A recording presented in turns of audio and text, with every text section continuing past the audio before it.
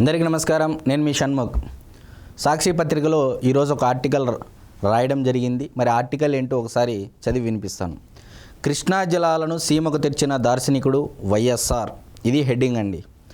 చంద్రబాబు నాయకత్వంలో హంద్రీనీవ పనుల్లో భారీ అక్రమాలు, చెలో న్యామద్దల కార్యక్రమంలో వైఎస్ఆర్సీపీ నేతల డిమాండ్.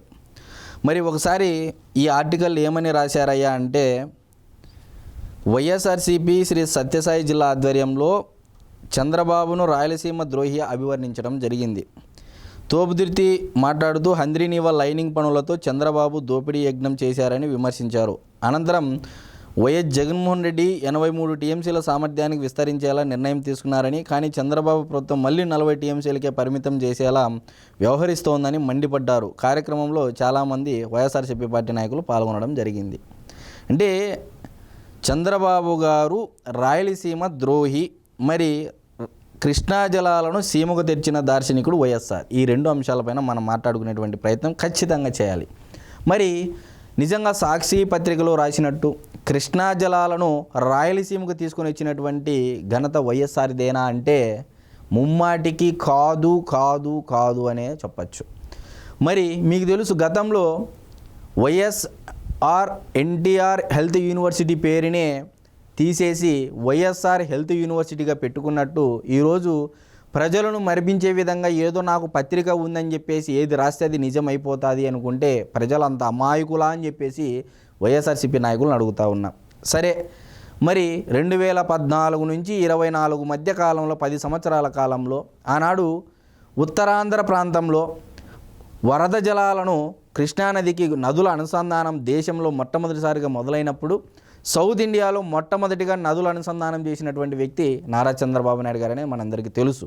మరి అదే పోలవరం గోదావరి వరద జలాలను పట్టిసీమ ద్వారా ఎత్తిపోసి కృష్ణా డెల్టాలో పెడితే శ్రీశైలానికి వచ్చినటువంటి వరద నీటిని ఆనాడు కాలువల ద్వారా మీ వైఎస్ఆర్సీపీ పార్టీలో ఉన్నటువంటి సతీష్ రెడ్డి గారు, ఇప్పుడు పులివెందుల్లో ఒకప్పుడు ఆయన తెలుగుదేశం పార్టీ మాజీ ఇన్ఛార్జు, మరి ఆయన పెంచుకున్నటువంటి గడ్డాన్ని అడగండి, నిజాలు ఏంటో చెప్తాయని చెప్పేసి నేను మీడియా ముఖంగా చెప్తా ఉన్నా. మరి సతీష్ రెడ్డి గారి గడ్డం ఎందుకు పెంచారు అనేటువంటి కారణాలు ఒకసారి మీరు ప్రజలకు వివరించి చెప్తే ఇంకా చాలా బాగుండేది. 30 ఏళ్ళు పరిపాలన వ్యవధిలో, అంటే దాదాపు రాజశేఖర రెడ్డి గారు 30 సంవత్సరాలు కష్టపడితే ముఖ్యమంత్రి అవ్వడం జరిగిందనేది ప్రజలందరికీ తెలుసు. మరి 30 సంవత్సరాలలో సతీష్ రెడ్డి గారు ఎప్పుడు గడ్డం తీసినటువంటి చరిత్ర లేదు. మరి ఆయన గడ్డం పెంచుకొని లాస్ట్కు భీష్మ శపథం చేయడం జరిగింది. ఏనాడైతే కృష్ణా జలాలు మా పులివెందుల కాలువల ద్వారా పారుతాయో ఆనాడే నేను గడ్డం తీస్తానని చెప్పేసి కూడా ఆయన శపథం పూనుకోవడం జరిగింది. మరి నారా చంద్రబాబు నాయుడు గారు మరి సతీష్ రెడ్డి గారి గడ్డం తీయడానికి కారణంగా, అంటే ఏ విధంగా కారణమయ్యాడనేటువంటి కారణాలు వెతికితే వైఎస్ఆర్సీపీ పార్టీ నాయకులకు సమాధానం దొరుకుతుంది అని చెప్పేసి నేను తెలియజేస్తూ ఉన్నా. ఇకపోతే కృష్ణా జలాలను తెచ్చినటువంటి ఘనత వైఎస్ఆర్ అని చెప్తున్నారు.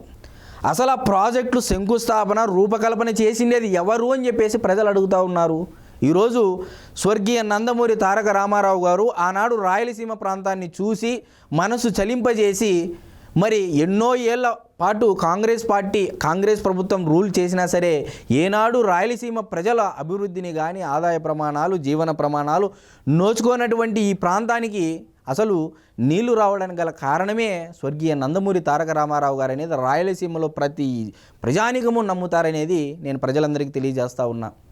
సరే, పోతిరెడ్డిపాడు హెడ్ రెగ్యులేటర్ దగ్గర నుంచి గాలేరు నగరి, హంద్రీనీవ, ఎస్ఆర్బీసీ, తెలుగు గంగ, ఇలా చెప్పుకుంటూ పోతే ఎన్నో ప్రాజెక్టులకు రాయలసీమకు ఈరోజు తాగునీళ్ళు, సాగునీళ్ళు అందుతున్నాయంటే ఆనాడు స్వర్గీయ నందమూరి తారక రామారావు గారు చేసినటువంటి రూపకల్పన అని చెప్పేసి నేను ప్రజలందరికీ తెలియజేస్తూ ఉన్నా. ఎందుకంటే సాక్షి పత్రికలో నిస్సిగ్గుగా చెలో న్యామద్దల కార్యక్రమంలో భాగంగా మాట్లాడుతూ ఉంటే ప్రజలు కూడా ఆలోచన చేయాలని చెప్పేసి నేను కోరుతా ఉన్నా. సరే, ఇకపోతే రాయలసీమకు అంటే జగన్మోహన్ రెడ్డి గారు 83 టీఎంసీలు నీళ్లు తేవడం కోసము ప్రతిపాదనలు చేసి ప్రాజెక్టులు రూపకల్పన చేశారని చెప్పేసి అబద్ధాలు ఆడుతూ ఉన్నారు. అక్కడ మాట్లాడుతున్నటువంటి తోపుదుర్తి ప్రకాష్ రెడ్డి గారైనా, మరి ఆయనతో పాటు ఉన్నటువంటి అనంతపురం జిల్లాకు సంబంధించినటువంటి సీనియర్ నాయకులైనా సరే నేను ఒకటే అడుగుతున్నాను. రాయలసీమ ఎత్తిపోతల పథకం 797 అడుగుల నుంచే జగన్మోహన్ రెడ్డి గారు డిజైన్ చేయడం జరిగింది. మరి దీని ద్వారా నీళ్లు రాయలసీమకు తేవాలనేటువంటి ఒక సదుద్దేశంతో రూపకల్పన చేశారని చెప్పి చెప్తా ఉన్నారు. ఎస్, నిజంగా రాయలసీమ ప్రజల పట్ల మీరు ఆ ప్రాజెక్టు రూపకల్పన చేసి ఉంటే సంతోషం. కానీ ఇక్కడే ఉందండి మతలబు. కేవలం 900 కోట్ల రూపాయలు మొబిలైజేషన్ అడ్వాన్సులు, కాంట్రాక్టర్లకు బిల్లులు చెల్లించుకోవడం కోసం ఈ ప్రాజెక్టు రూపకల్పన చేశారని చెప్పేసి ప్రజలందరూ భావించారు. కాబట్టే 52 నియోజకవర్గాల్లో రాయలసీమలో మీకు దక్కినటువంటిది 7 నియోజకవర్గాలని చెప్పేసి నేను తెలియజేస్తా ఉన్నా. మరి నిజంగా మీరు చేసినటువంటి రూపకల్పన చేసినటువంటి ప్రాజెక్టులో చిత్తశుద్ధి, అంతఃకరణ శుద్ధి ఉన్నట్లయితే మరి ప్రజలు ఎందుకు మొగ్గు చూపారు కూటమి వైపు అని చెప్పేసి నేను అడుగుతా ఉన్నా. మరి ఇదే శ్రీశైలం ప్రాజెక్టులో పోతిరెడ్డిపాడు హెడ్ రెగ్యులేటర్ నుంచి ఇన్ని ప్రాజెక్ట్స్ ఉన్న టైంలో ఆల్రెడీ 797 అడుగుల నుంచే 96 అడుగుల నుంచే 98 అడుగుల నుంచే ముచ్చుమర్రి ఎత్తిపోతల పథకం అనేది ఆనాడు చంద్రబాబు నాయుడు గారి శంకుస్థాపన చేయడం జరిగిందనేది ప్రజలందరికీ తెలుసు. మరి ఒకే ప్రాజెక్టులో పర్మిషన్స్, అనుమతులు రావని తెలిసినా, ఎన్జీటీ పర్మిషన్ ఇవ్వదని తెలిసినా, మరి అపెక్స్ కౌన్సిల్లో సమావేశాలు పెట్టకోకుండా, కేఆర్ఎంబి పర్మిషన్ లేకోకుండా ఇది బచావత్ ట్రిబ్యునల్ అవార్డుకి వ్యతిరేకంగా ఉంది, మరి బ్రిజేష్ కుమార్ ట్రిబ్యునల్ అవార్డుకి వ్యతిరేకంగా ఉంది, మరి సుప్రీంకోర్టు దగ్గరికి వెళ్ళినా సరే న్యాయస్థానాలు తిరస్కరిస్తాయి అని తెలిసినా సరే ఎందుకు జీవో ఇచ్చి పనులు స్టార్ట్ చేశారు? 900 కోట్ల రూపాయలు ఎక్కడికి పోయింది అనేది ప్రజలకు వాస్తవాలు తెలియజేస్తే ఇంకా చాలా బాగుండేదని చెప్పేసి చలో నామధ్యాల కార్యక్రమంలో ఇది మాట్లాడి ఉంటే ఇంకా బాగుండేదని చెప్పేసి నేను తెలియజేస్తా ఉన్నా. ఈరోజు మీరు చూడండి, చంద్రబాబు నాయుడు గారు 2024-25 సీజన్లో 2200 టీఎంసీల నీళ్లు సముద్రంలో కలిశాయండి. మరి చంద్రబాబు నాయుడు గారు రాయలసీమ ద్రోహ, రాయలసీమ ప్రదాత అనేది ఒక్క ఈ ఎగ్జాంపుల్ ద్వారానే మీకు ప్రజలందరికీ నేను తెలియజేసుకునేది ఏమనగా 2022-23 అనగా జగన్మోహన్ రెడ్డి గారు ముఖ్యమంత్రిగా ఉన్నప్పుడు ఆ సీజన్లో 2200 టీఎంసీల నీళ్లు కృష్ణా నది పరివాహక ప్రాంతంలో వెళ్ళి సముద్రంలో కలిశాయండి ఈ నీళ్లు. మరి అదే 2024-25 సీజన్లో కూడా అదే 2200 టీఎంసీల నీళ్ళు కూడా సముద్రంలో కలిశాయి. మరి డిఫరెన్స్ ఏందయ్యా? ఎవరిక్కడ అంతఃకరణ శుద్ధి రాయలసీమ ప్రజలపైన చూపిస్తున్నారు, ఎవరి చిత్తశుద్ధి చూపిస్తున్నారు అనేది ఇక్కడ వాస్తవాలతో ఈరోజు మీ ముందుంచేటువంటి ప్రయత్నం చేస్తా. మరి నిజంగా జగన్మోహన్ రెడ్డి గారు ఆనాడు రాయలసీమ ప్రజల పట్ల చిత్తశుద్ధి, అంతఃకరణ శుద్ధి ఉంటే ఎన్ని టీఎంసీల నీళ్లు హంద్రీనీవా ద్వారా లిఫ్ట్ చేశారనేది ఒక్క శ్వేతపత్రం విడుదల చేస్తే డిబేట్కి వస్తే మేము కూడా మాలాంటి యువత కూడా రాయలసీమ యువత నుంచి కూడా మాట్లాడడానికి సిద్ధంగా ఉన్నామని చెప్పేసి నేను తెలియజేస్తా ఉన్నా. అదే చంద్రబాబు నాయుడు గారు దాదాపు 62 టీఎంసీల నీళ్లు కేవలం హంద్రీనీవా ద్వారా లిఫ్ట్ చేసి పులివెందుల నియోజకవర్గంలో ఉన్నటువంటి ఎర్రబల్లె చెరువుకు కూడా హంద్రీనీవా జలాలు ఇచ్చినటువంటి ఘనత నారా చంద్రబాబు నాయుడు గారిది.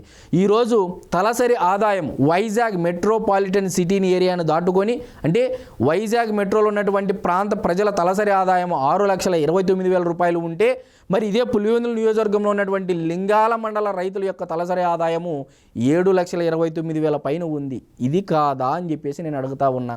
మరి దీనికి జవాబు చెప్పగలిగేటువంటి నాయకుడు ఎవరైనా ఉంటే నేను ఆధారాలతో డిబేట్కి రావడానికి సిద్ధంగా ఉన్నా. కాబట్టి ఏది పడితే అది మాట్లాడి ఇదే పులివెందుల నియోజకవర్గానికి సంబంధించినటువంటి అరటి రైతులు అయ్యా మాకు హంద్రీనీవా జలాలు వస్తున్నాయి, చెరువులు నిండాయి, నీళ్లు పైకి వస్తున్నాయి అని చెప్పేసి మొరబెట్టుకుంటే బీటెక్ రవి గారి దగ్గర వెళ్ళి నీళ్ళు ఆపేయడం జరిగింది. అంటే రైతులు పంటల్లో కూడా నీళ్లు ఉబుకుతూ ఉంటే, పంటలు దెబ్బతింటూ ఉంటే నీళ్ళు ఆపేసి, అంటే ఆ స్థాయిలో హంద్రీనీవా జలాలు ఇచ్చినటువంటి ఘనత నారా చంద్రబాబు నాయుడు గారికి దక్కుతుంది. ఇలా కుప్పంలో ఒక ట్యాంకర్ని తెచ్చి లిఫ్ట్ చేసి వదిలేసి మరుసటి రోజు ఎండిపోయినటువంటి ఘనత నారా చంద్రబాబు నాయుడు గారికి కాదు, ప్రజలందరికీ తెలుసు. కాబట్టి ఇంకా నిజాలు దాచి రాయలసీమ ముద్దుబిడ్డ సాంగులు, ఎలివేషన్లు ఇవి కాదు.